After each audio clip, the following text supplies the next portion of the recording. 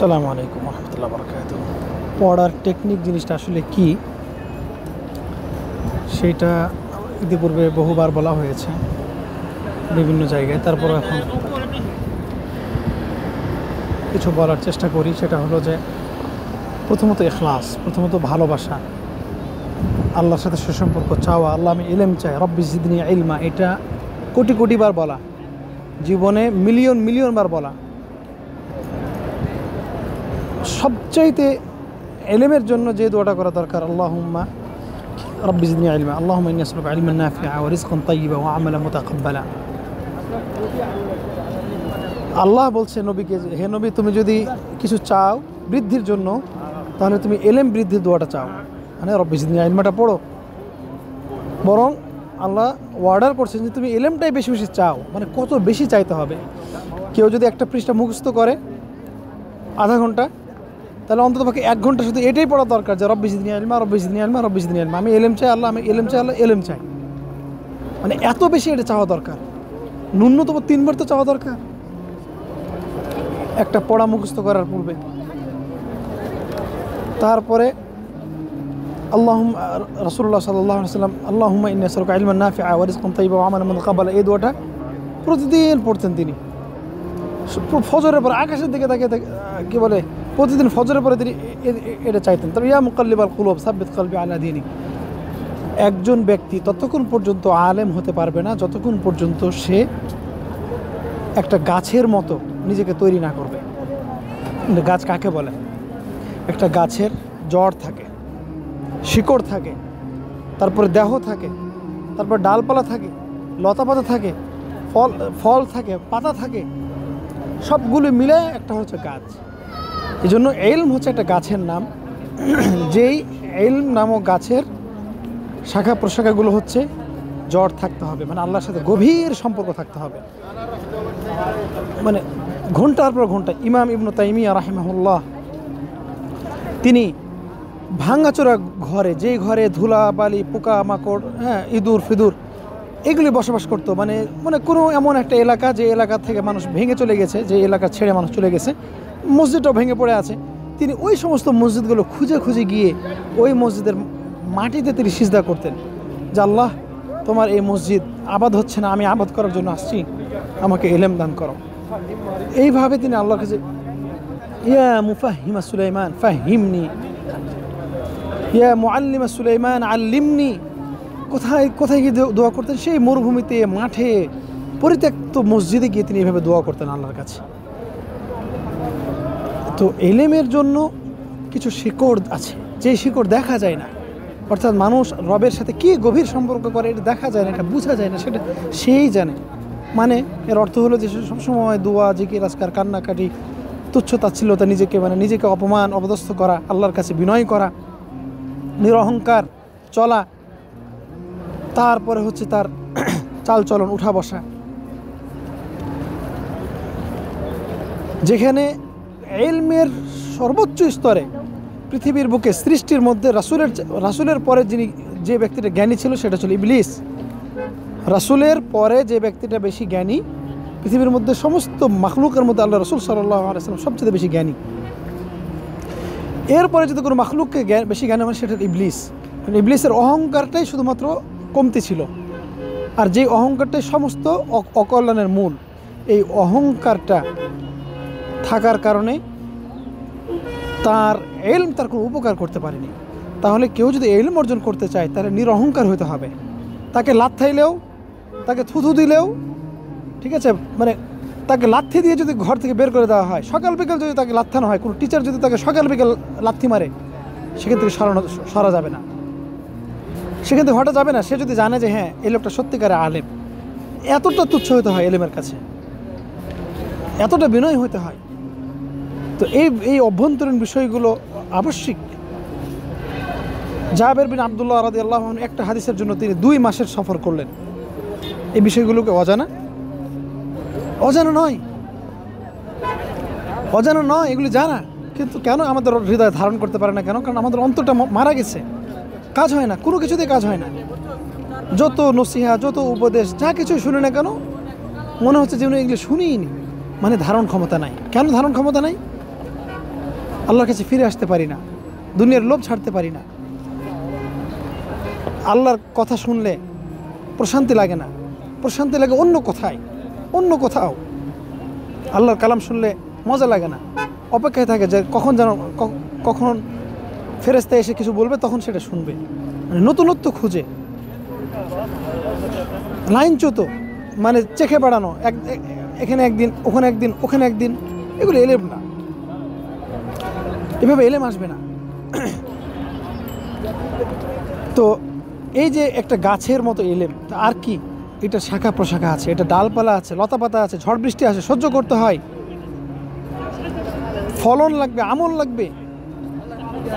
গাছের যদি ফল না থাকে, 10 বছর পরিশ্রম করার পরে যদি গাছের ফল না আসে, তো সেই গাছটার কোনো গাছ হলো না। এমন এলেম অর্জন করতে হবে যাতে ফল হয়, মানুষ উপকৃত হচ্ছে কিনা এই বিষয়গুলো চেষ্টা করো। মানুষ উপকৃত হোক না হোক বলে যেতে হবে, মানুষকে নসিহত দিয়ে যেতে হবে, কিতাব লিখতে হবে, মানুষ শুনে না শুনুক, কিতাব লিখে যেতে হবে। মৃত্যুর পর আল্লাহ যেহেতু কিতাবগুলো আল্লাহ প্রকাশ করে দিবে, এইভাবে এলেম আসে। ওস্তাদের দোয়া, ওস্তাদের সাথে লেগে থাকা, বেয়াদবি না করা, কিতাবের সাথে আদব রক্ষা করা, কিতাব পড়ার সময় লেখকের জন্য দোয়া করা, পৃথিবীর মুসলিম উম্মার জন্য দোয়া করা। এলম শুধু বই খুললাম আর পড়ে নিলাম আর মুখস্থ করে নিলাম আর রিভিশন দিয়ে দিলাম, হয়ে গেল এলম? সুবহানাল্লাহ। ইতিপূর্বে বহু বলা হয়েছে যে এলম আর হেলম, এলম যদি থাকে এক বস্তা, তো হেলম মানে ওইটার আদব আখলাক, ওই সংশ্লিষ্ট এলম সংশ্লিষ্ট আরও অন্যান্য সব কিছু, এটা হেলম, এটা আদব, যেটাকে বলা হয় চৌকসতা বা কি বলে এটাকে, একটা মানে আদব সংশ্লিষ্টতা একটা জিনিস। তো এগুলো সুবহানাল্লাহ এমনি আসে না। একটা বাড়ি নির্মাণ একটা কোম্পানি ছাড়া যে কেউ চাইলে করতে পারে না, মালিক চাইলে করতে পারে না। এলম এত সোজা আসে না। এলমের সফলতা পেতে হলে জীবনের পর জীবন, যুগের পর যুগ নিজেকে সাধনার মধ্যে ফিরে রাখতে হয়। তো এখন আপনি বলবেন যে আমাদের ওস্তাদ যারা আছেন তাদের তো একটা চলার রুটিন আছে ইত্যাদি ইত্যাদি। হ্যাঁ, আমি তাদের রুটিনের কথাই বলছি, এতক্ষণ তাদের রুটিনের কথাই বলছি। আমি সেই রুটিন এখনই আমি স্ক্রিনশট দিচ্ছি আপনাদের, কিতাব দিচ্ছি, পৃষ্ঠা নাম্বার সহ দিচ্ছি, সব দিচ্ছি, পড়েন। তারা উম্মতের কল্যাণের জন্য, তারা যুগ শ্রেষ্ঠ যেন আলেম হয় এই জন্য তারা রুটিন তৈরি করে রেখেছেন, কিন্তু সেই রুটিন আমাদের ধারণ ক্ষমতার বাইরে। তারা আমাদের জন্য সর্বোচ্চটা গবেষণা করে, শত শত বছরের আলেমুল আমাদের জীবনী গবেষণা করে তারা যে পদ্ধতিতে রুটিন তারা যেভাবে চলে এবং আমাদেরকে চালার জন্য তারা লিখে দিয়েছেন, পরামর্শ দিয়েছেন, সেই রুটিন আমরা কিছু মনে করি না। আমরা মনে করি যে ফেরেশতা এসে না দিলে তো এটা রুটিন হলো না। আল্লাহ আকাশ থেকে যদি নাজিল না করে কোরআনের মতো, তাহলে আমরা এটা রুটিন নিব না। আমাদের চরিত্র তো মানুষের চরিত্রের ভিতরে পড়ে না। তাহলে হলো কি, যে পৃথিবীতে অসংখ্য আলেম ওলামা, তারা অসংখ্য কিতাবে একজন ছাত্র তালিবুল ইলম কীভাবে আলেম হবে এটার রুটিন তারা লিখে দিয়েছেন। কখন ঘুম থেকে উঠবে, কিভাবে ঘুম থেকে উঠবে, হ্যাঁ, ইত্যাদি ইত্যাদি সবগুলো টাইম টু টাইম তারা লিখে দিয়েছেন। তো আমরা যেহেতু মানে অপদস্থ, আমরা যেহেতু অকেজো, আমাদের হৃদয় যেহেতু মৃত, এই জন্য আমরা কোনো আলেমের রুটিন আমাদের চোখে পড়ে না। চোখে পড়লেও আমরা বাস্তবায়ন করতে পারি না, কারণ এটা এত সোজা না, এত সহজ নয়, এত সহজ নয় বিষয়টা। তো সব কিছুই হচ্ছে তৌফিক মিন ইনদিল্লাহ, আল্লাহর কাছে এত বেশি চাওয়া যে আল্লাহ সহজ করে দাও, আল্লাহ ধৈর্য ধারণ করার তৌফিক দান করো। একটা ইটের দাম যদি $1 বা 100 টাকা হওয়ার জন্য তাকে 15 দিন পুড়াইতে হয়, জানেন একটা ইটের পিছনে শ্রম যায় কতদিন শ্রমিকের? অন্ততপক্ষে 1 মাস, অন্ততপক্ষে লাগাতার 1 মাস একটা ইট পুড়াইতে লাগে। একটা ইটকে হ্যাঁ শেপে বসানো, তার ডিজাইনে বসানো, শুকানো, ইট ভাটার মধ্যে ফেলা, আগুনে পোড়ানো, বের করা, প্রস্তুত করা, তারপরে ক্রেতার হাতে তুলে দেওয়া, এই পর্যন্ত সময় লাগে 1 মাস। 14টা দিন তাকে আগুনের মধ্যে পুড়তে হয়। তারপরে ওই ইটের দাম হয় 5 টাকা থেকে 100 টাকা। মাটির দাম 5 টাকা আর পোড়ানোর পরে ওটার দাম হয় 100 টাকা। সেইখানে একজন এক ব্যক্তি আলেম হবে, ইলম অর্জন করবে, আল্লাহকে চিনবে, আল্লাহর নৈকট্য অর্জন করবে, সে নবী রাসূলদের সাথে জান্নাতে থাকতে চাইবে, আর তার জীবনে সে মানে আগুন চোখে দেখবে না, সে ঝড়ঝাপটা সহ্য করবে না, পরিশ্রম সে গায়ে মাখাবে না, এটা হতে পারে না। এভাবে এলেম করা আর এলেমের জন্য দৌড়ঝাঁপ করা, হ্যাঁ, আর সে এলেমের পরিশ্রম কী জিনিস, এলেমের সাধনা কী জিনিস, এলেমের জন্য পরিশ্রম কী জিনিস বুঝে না, এগুলো তার জন্য মানে আরও ভয়াবহতা ডেকে নিয়ে আসবে, এই জন্য আল্লাহ রাসূল বলছে, আল্লাহুম্মা ইন্নী আউযু বিকা মিন ইলমিন লা ইয়ানফা ওয়া মিন কলবিন লা ইয়াখশা ওয়া মিন নাফসিন লা তাশবা ওয়া মিন দাওয়াতিন লা ইউস্তাজাবু লাহা। আল্লাহ এমন ইলম থেকে পানা চায় যেটা উপকারী না, আল্লাহ এমন হৃদয় থেকে পানা চায় যেটাতে ভয় আসে না, আল্লাহ এমন দোয়া থেকে পানা চায় যে দোয়া তোমার কাছে কবুল হয় না। এই তো সমস্ত দোয়া জিকির আজকারগুলো কন্টিনিউ করতে হবে, দান সদকা থেকে শুরু করে ইলমের জন্য এমন কোনো তুচ্ছতা নেই যেটা নিজেকে বারণ করতে হয়নি বা হয় না। ইলমের জন্য নিজেকে সবচেয়ে নিচু স্তরে নিয়ে যেতে হবে, তবে ইলমটা আসবে। সবচেয়ে বেশি সাধনা করতে হবে, সবচেয়ে বেশি ইলমের পিছনে পরিশ্রম দিতে হবে। আর এর পরের অংশগুলো হচ্ছে ইলম ওস্তাদের থেকে শিখবো, যা শিখবো তা রিভিশন করব, তা ভুলবো না, তা আমল করব, অন্যর কাছে প্রচার করব। এই তো একটা বিল্ডিং এমনি দাঁড়িয়ে থাকে না, একটা গাছ এমনি দাঁড়িয়ে থাকে না, আকাশের সূর্যটা ইচ্ছে মতো এমনি আলো দেয় না, পৃথিবী এমনি চলে না। সুতরাং আপনি ইলমের একটা ভিত্তি তৈরি করবেন, তাও আবার এমন জায়গার উপরে যে জায়গাটা নড়বড় করে মাটির মানে কাদামাটির মতো, মানে হচ্ছে অন্তর, যে অন্তরটা সেকেন্ডে চেঞ্জ হয়ে যায়, সেই অন্তরের মধ্যে আপনি ইলম রাখবেন, যে ইলমটা সবচেয়ে পৃথিবীর সবচেয়ে দামি বিল্ডিং, সবচেয়ে দামি বৃক্ষ, সবচেয়ে দামি সম্পদ, এই ইলমটা রাখবেন কোথায়? এমন হৃদয়ের মধ্যে, যে হৃদয়টা সবচেয়ে সেকেন্ডের মধ্যে চেঞ্জ হয়ে যায়। আল্লাহ রাসূল বলেনি যে হৃদয়টা এটা পাখির ডানার মতো সেকেন্ডের মধ্যে চেঞ্জ হয়ে যায় বলেনি, বলেছে। তো এই হৃদয়ে সবচেয়ে নড়বড়ে একটা জায়গার উপরে আপনি সবচেয়ে দামি জিনিসটা রাখবেন, এটা এত সোজা হয়ে গেল? আল্লাহ রাসূল বলছে, আত্তাকওয়া হা হুনা, আত্তাকওয়া হা হুনা, তাকওয়া হা হুনা। আল্লাহর ভয় ভীতি, ঈমান হচ্ছে হৃদয়ে, আর হৃদয়টা হচ্ছে সেকেন্ডের মধ্যে চেঞ্জ হয়ে যায়। তো এখন আপনি ইলম নেবেন না হৃদয় চেঞ্জ করবেন সেটা বুঝেন, তাহলে কত বেশি সাধনা করা উচিত। একদিকে আপনাকে হৃদয়কে স্থির রাখতে হবে, আর একদিকে সেই নড়বড়ে জায়গাতে মজবুত ভিত্তি বসাতে হবে, দুটোই করতে হবে। ভিত্তি বসানোর জন্য পরিশ্রম করে যেতে হবে, আবার সেই হৃদয়কে স্থির রাখতে হবে, হৃদয় যেন কোনোভাবেই কোনো দিকে টলে না যায়। একমাত্র হৃদয়কে নড়াইতে পারে শুধু মৃত্যু, বাস। আমার ক্লাসের একজন ওস্তাদ ছিলেন, তিনি